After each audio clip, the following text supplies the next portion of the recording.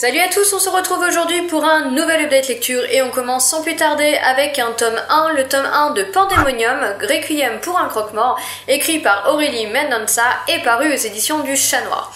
Alors, je vous dis tome 1, mais je ne suis pas sûre que ce soit un tome 1, simplement la saga s'appelle Requiem pour un croque-mort et c'est Pandemonium, à savoir que ce tome 1 se suffit à lui-même. Mais Aurélie Mendonça avait écrit chez Rebelle Zombition et elle a écrit par la suite Zombiguïté qui est une suite sans être une suite puisque nous allons suivre la descendance finalement de l'héroïne de Zombition et je me dis que peut-être on aura le même genre de choses dans Pandemonium, je ne sais pas du tout, on verra bien. En tout cas c'est un livre que j'ai beaucoup aimé. Dès que j'ai entendu parler de ce livre, je l'ai directement précommandé, et ce pour plusieurs raisons. De 1, l'auteur, comme je vous disais, j'avais lu Zombition et j'avais vraiment adoré. De 2, la couverture qui est splendide. Et le 3, le pitch qui était vraiment super intéressant. Ici, nous allons rencontrer Lena qui a 24 ans, je crois, et qui est thanatopractrice de métier et aussi passeuse d'âme de vocation. Enfin, quand je dis de vocation, c'est plutôt d'obligation parce qu'après une malencontreuse virée aux enfers, elle va se retrouver à travailler pour Ela, qui est la déesse qui contrôle Niflheim, qui est cette partie du royaume souterrain, du royaume des enfers, qui accueille les gens morts de maladie ou de vieillesse. Alors ici, j'étais totalement ravie de retrouver la plume d'Aurélie Mendonça que j'aime beaucoup et c'est quelqu'un qui sait créer des personnages réellement humains, attachants, avec leurs qualités, leurs défauts et j'adore ça. On retrouve ici cette patte et Elena a vraiment matché avec moi, c'est un personnage que j'ai adoré. Il est à noter pour ceux qui ont lu Zombition que l'humour est moins présent dans Pandemonium, mais par contre on a toujours le même dynamisme dans cette histoire. J'ai aussi beaucoup aimé le fait qu'elle fasse de son héroïne principale une thanatopractrice. Je pense que je vous avais déjà parlé de la série Funèbre que j'avais lue, là aussi l'héroïne l'était, et je trouve que c'est assez rigolo en fait comme contexte pour créer son univers. C'est un univers assez particulier, c'est un métier assez particulier, donc ça donne en fait à tout le roman une atmosphère qui est assez particulière. En plus, on voit que l'auteur s'est documenté, visiblement, elle a été un petit peu demandé comment ça se passait, et du coup, c'est très crédible dans tout ce qu'elle nous dit, il y a des détails, des choses comme ça crédibilise et ça rend encore plus réaliste l'atmosphère qui englobe en fait l'univers d'Elena. A savoir qu'ici, Aurélie Mendonça aborde le sujet du deuil. Je ne pensais pas qu'elle le ferait avec autant de profondeur dans ce roman, elle le fait. Je vous rassure, ce n'est pas lourd du tout, c'est très bien amené, mais c'est aussi très bien écrit. Et du coup, même si le sujet ne vous intéresse pas, il ne vous dérangera pas parce qu'il n'est pas lourd pour dessous. En tout cas, il faut savoir, elle aborde ce thème avec beaucoup de justesse et je dirais beaucoup de questionnement et d'intelligence. Autre point que j'ai adoré ici, c'est le folklore qui entoure les enfers. Je dis bien les enfers, c'est pas une faute, puisque ici nous sommes dans le royaume des enfers. Elle a donc créé un folklore où on va dire un peu que tous les dieux des différentes mythologies se retrouvent un petit peu là dans les enfers. Et donc en fonction de vos croyances ou en fonction de la façon dont vous êtes décédé, vous n'irez pas dans le même royaume. Donc en fait les enfers ici c'est aussi un peu le royaume des morts, parce que certes vous avez Satan qui règne sur les enfers punitive, je crois, ou quelque chose comme ça. Là, c'est réellement l'enfer. Les autres royaumes ne sont pas tous mauvais. Vous n'êtes pas appelés, lorsque vous allez au royaume des morts, à souffrir éternellement. Donc c'est très bien fait, puisque les dieux se partagent un petit peu leur bout de royaume, etc. Et j'ai vraiment adoré. C'est vraiment complet. Là aussi, c'est documenté. Et ça donne toute une atmosphère hyper originale. À ça, vous rajoutez toute l'intrigue qui est autour d'Elena, tout ce qu'elle va subir, tout ce qu'elle va vivre, toutes les aventures et les mésaventures qu'elle va vivre. Et je peux vous dire que c'est un livre qui est une richesse extrême et je l'ai dévoré en 2 temps 3 mouvements. C'est de l'urban fantasy dans la plus pure tradition urban fantasy. Alors ici, vous êtes vraiment dans l'urban fantasy, vous tombez pas dans la bitlit avec l'héroïne qui rencontre son mec et voilà, vous n'êtes pas dans la romance paranormale avec des scènes de cul à toutes les 3 pages. Vous êtes vraiment dans l'urban fantasy avec, voilà, vous suivez le quotidien de l'héroïne, etc. Mais ce qui prime ici, c'est vraiment l'intrigue, c'est vraiment l'action et vous n'avez pas ou peu de romance. Elena fait diverses incursions aux enfers, il lui arrive pas mal de choses et ce que j'ai adoré c'est qu'au début elle ne connaît pas du tout cet univers, elle va le découvrir bien malgré elle et en fait elle apprend à le découvrir en même temps que nous, elle a les mêmes informations en même temps que nous et ça j'aime beaucoup, je trouve ça vraiment super riche. Voilà donc un livre qui va vous plonger directement dans l'univers de la mort, mais de manière paisible parfois, dynamique d'autres, mais jamais malsain et jamais lourd. C'est extrêmement bien écrit, c'est un excellent roman d'urban fantasy. Pour ceux qui aiment ce genre, je pense que vous pourriez le tenter, il pourra vous plaire. Ensuite, je voudrais vous parler de Rouge Toxique, écrit par Morgane Cossarieux et paru dans le label Naos, et donc qui là est sous l'égide des éditions ActuSF. Rouge Toxique est la nouvelle parution de Morgane Cossarieux, qui est une auteure que je suis de près puisque j'aime énormément ce qu'elle écrit. Elle a écrit Dans tes veines, elle a écrit Je suis ton ombre, elle a écrit aussi dans Black Mambo aux éditions du Chat Noir. Bref, j'aime beaucoup ce qu'elle écrit, elle est très spécialisée dans la Nouvelle-Orléans et le vaudou, ainsi que le vampire, et plus précisément dans le vampire à la Nouvelle-Orléans. C'est un véritable plaisir de la suivre, et lorsque vous aimez la créature vampirique, je pense que c'est une auteure à découvrir. Et si vous êtes assez sensible, parce que Je suis ton ombre et Je suis dans tes veines ne font pas dans la demi-mesure, et que vous voulez quelque chose d'un petit peu plus soft, sachez que Rouge Toxique est paru dans le label Naos, qui donc est le label young adulte des indés d'imaginaire, et donc eh bien il est beaucoup plus abordable de ce point de vue là que ses congénères. Il est beaucoup plus soft, même si ça reste du Morgane Cossarieux, ne nous le cachons pas. Donc une fois encore, j'ai adoré le nouveau roman de Morgane Cossarieux. Elle a toujours cette faculté de nous offrir des histoires qui sont extrêmement originales, mais emplies de profondeur avec une signature très particulière. Pour l'histoire, en quelques mots, nous allons rencontrer Farouk, qui est un vampire et qui a été recruté pour protéger la jeune Barbie de son surnom et qui a 15 ans. Croyez-moi, le surnom de Barbie ne lui a pas été donné au hasard, et je pense que vous avez une gentille critique de tous ces romans un petit peu à la Twilight avec les prénoms comme Bella, etc.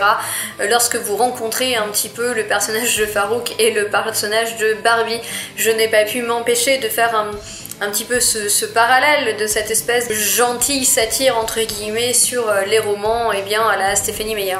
Alors pourquoi Farouk a été engagé pour protéger Barbie? Barbie est une orpheline, elle est assez particulière, mais je vous laisse découvrir les raisons, le pourquoi. Je ne veux pas vous en dire trop, à vous de le découvrir, mais encore une fois, avec Morgane Cossarieux, vous allez partir dans des aventures auxquelles vous ne vous attendez pas, et c'est vraiment très sympa de la suivre et de se laisser embarquer dans son histoire. Donc pendant la première partie du roman, on va beaucoup être dans l'école que Farouk va intégrer afin de protéger Barbie, et donc il y a quand même un petit pied de nez à tous ces romans et séries, etc., à la Vampire Diaries, à la Twilight et compagnie. On est loin de retrouver Stéphane Salvatore ou comment il s'appelle le mec dans Twilight, je ne sais plus, honte sur moi mais je ne les ai pas lus. Sauf que Farouk n'est pas vraiment le mec sans défaut, et des fois même s'il veut bien faire, il a un peu tendance à mettre les deux pieds dans le plat.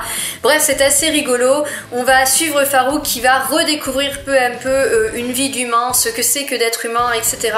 Et donc du coup on s'ennuie pas du tout, parce que ça reste, même si vous êtes dans le milieu scolaire, c'est très drôle, et les personnages sont extrêmement profonds, puis vous avez toujours ce petit côté, pas parodique hein, mais gentil, critique de ces autres romans, cette parallèle que j'ai beaucoup aimé, et moi je me suis vraiment éclatée à lire toute cette première partie. En plus, l'auteur va faire en sorte qu'on se pose extrêmement de questions, on veut savoir qui est Barbie, pourquoi elle a besoin d'être protégée, etc. Et en fait, eh bien, elle veut qu'on ait toujours envie de continuer et de lire un petit peu plus. Et eh bien après on va très vite se retrouver dans la deuxième partie du roman où la donne va quelque peu changer. Puisque à partir d'un moment l'action va se précipiter et l'auteur va complètement bouleverser son histoire et nous emmener sur son terrain de prédilection, j'ai nommé la Nouvelle-Orléans. Et là, croyez-moi, c'est action sur action, révélation sur révélation, ça n'arrête pas de bouger, et ce jusqu'à la dernière page. À noter aussi que, comme pour ses autres romans, elle profite de Rouge Toxique pour aborder quelques sujets difficiles, et comme d'habitude, elle le fait sans gants, sans filtre, sans rien, elle vous amène les sujets un peu bruts de béton, et c'est pour ça aussi que les messages passent aussi bien avec elle. Notamment ici, j'ai envie de vous dire qu'une fois encore, la phrase qui est le plus cruel du monstre ou de l'être humain peut facilement s'appliquer. Vous allez le voir, je vous laisse découvrir pourquoi je vous dis ça, mais vous avez quand même une réflexion hein, sur l'être humain et sur la cruauté, etc. Et c'est, voilà, une fois encore, très bien amené, même si c'est amené sans aucun tact. Hein. Par exemple, elle va beaucoup nous parler du docteur Basson, qui était surnommé le docteur Lamort, donc si vous avez envie, je vous laisse vous renseigner dessus. Je n'ai pas très envie de vous parler plus de lui que ça parce que encore une fois ça vous donnerait un petit peu trop d'éléments par rapport à l'histoire. Deuxième point qu'elle aborde où elle nous montre bien la cruauté de l'être humain, ça va être à travers un jeu équestre qui vient des terres afghanes et que moi personnellement je ne connaissais pas et qui s'appelle le Buzkashi ou quelque chose comme ça. Je vais pas vous donner de détails parce que je peux vous dire qu'elle va vous en donner dans son roman. Sachez seulement qu'en afghan ça veut dire le jeu de l'attrape-chèvre et qu'à l'origine et à mon avis encore aujourd'hui c'était une véritable boucherie qui se passait à cheval. C'est totalement dégueulasse, mais je la laisse vous présenter cette activité parce que nul mieux qu'elle ne le fera avec force détail et vous allez voir c'est assez sympathique. Bref, une fois encore, Morgane Cossarieu nous balance en pleine gueule toute la cruauté de l'être humain, elle prend pas de gants, elle prend pas de détour et qu'est-ce que ça fait du bien. Il n'y a pas à dire, elle a quand même l'art de déterrer ce qu'il y a de plus cruel, de plus noir, de plus glauque dans l'être humain et de nous le partager sans modération. En revanche, une fois encore, je tiens à noter que c'est un roman young adulte et que même si certaines scènes ne font vraiment pas dans la dentelle, on n'y retrouve absolument pas le côté malsain qu'on peut retrouver dans Je suis ton ombre par exemple ou même dans Tes veines. Là, vous ne l'avez pas, c'est pour ça que je vous disais que pour les plus sensibles, si vous voulez apprendre à connaître l'écriture de Morgane Cossarieu, c'est peut-être une bonne solution de commencer par celui-ci parce que même si elle prend pas de gants, une fois encore, il est plus abordable et il est absolument pas malsain. Bref, une fois encore, du pur Morgane Cossarieu avec une écriture qui est vraiment travaillée, des personnages qui sont fouillés, une façon très crue d'aborder des sujets qui sont la plupart du temps dérangeants et un plaisir certain à gentiment se moquer des gentils vampires. Le tout arrosé d'une superbe intrigue et voilà, vous avez vraiment la patte de Morgane Cossarieu. Moi personnellement, il a largement nourri ma misanthropie, mais je dois quand même noter que l'humour est extrêmement présent et très bienvenu pour alléger un peu le roman. Enfin, je voudrais terminer cette vidéo en vous parlant du tome 2 de Young Elite écrit par Marie Lu et paru aux éditions Castlemore. J'avais vraiment adoré le premier tome de cette trilogie young adulte de fantasy avec un univers qui est quand même légèrement inspiré de la Renaissance italienne, même si je dois noter que dans ce deuxième tome, j'ai trouvé un petit peu les références, l'influence moins prégnante que dans le premier. C'est un univers où nous allons rencontrer des personnages qui s'appellent les Malfaitos, qui ont survécu finalement à un virus, mais de manière plus ou moins marquée, c'est le cas de le dire, puisque ce virus a laissé des marques physiques sur les gens. Ça peut être une mèche bleue, ça peut être une cicatrice, ça peut être un petit peu n'importe quoi. Et pour Adelina, c'est sa couleur de cheveux qui est assez particulière. À savoir aussi que certains d'entre eux ont été dotés de pouvoirs, on les appelle les Young Elite, et en fonction des pays où ils sont, ils font plus ou moins peur aux gens, et c'est le cas dans le pays où vit Adelina.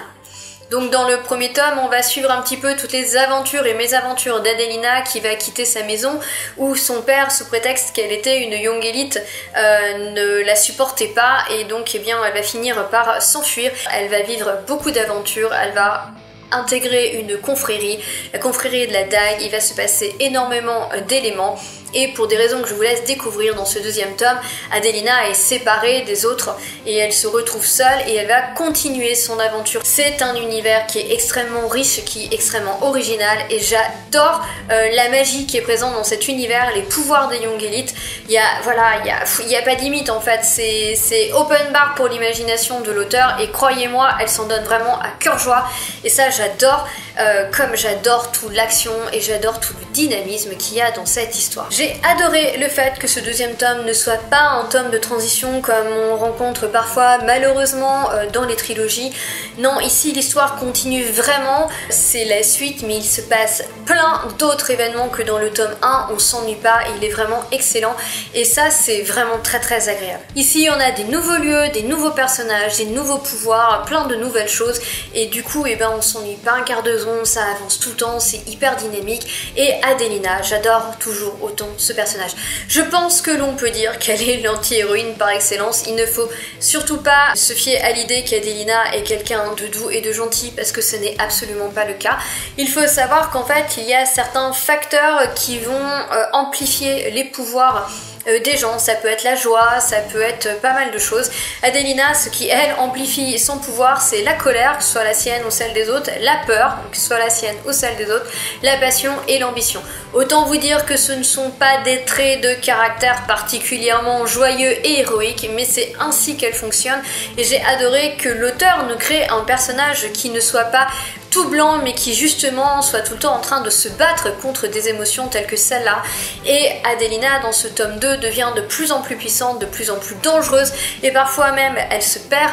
Et comme je vous dis, vous avez l'anti-héroïne par excellence, et sincèrement c'est très intéressant à suivre, surtout pour du young adulte, parce qu'en général les personnages de young adulte ont tendance à être assez caricaturaux et assez typiques du genre, l'héroïne par excellence, et là c'est pas du tout le cas, et c'est un trait que j'ai trouvé très original et que j'ai sincèrement apprécié, que ce soit dans le tome 1 ou dans le tome 2. Et dans le tome 2, je trouve que elle prend de plus en plus de pouvoir, et d'un autre côté, elle se perd en fait de plus en plus, elle se perd elle-même, et je peux vous dire que ça fait d'elle quelqu'un de particulièrement dangereux. Ici, on va découvrir d'autres personnages, notamment le personnage de Maggiano, dont la joie de vivre et la générosité sont assez extraordinaires et viennent contrebalancer, on va dire, la colère qui couve en Adelina, et ça donne une espèce d'équilibre et de balance dans le roman qui est réellement appréciable et très bien mené. Et les personnages, ils sont tous différents, ils sont tous travaillés et fouillés, et c'est très agréable à suivre. Une fois encore, on va principalement suivre Adelina et sa sœur Violette, mais nous avons quand même encore ici des points de vue multiples qui des fois vont donc nous sortir de l'intrigue du point de vue d'Adelina et nous permettre de voir ce qui se passe du point de vue d'autres personnages, et ça ne fait que renforcer la richesse du roman, le dynamisme de l'histoire, parce que du coup il n'y a aucune longueur, on n'a vraiment pas le temps de s'ennuyer, du début à la fin ça bouge et c'est vraiment très addictif, il se lit extrêmement vite. Donc voilà, écoutez, j'en ai terminé avec ce nouvel update lecture, j'espère qu'il vous aura plu. En attendant, à tous, je vous souhaite une excellente journée, de très belles lectures, et je vous dis à bientôt. Ciao, bye!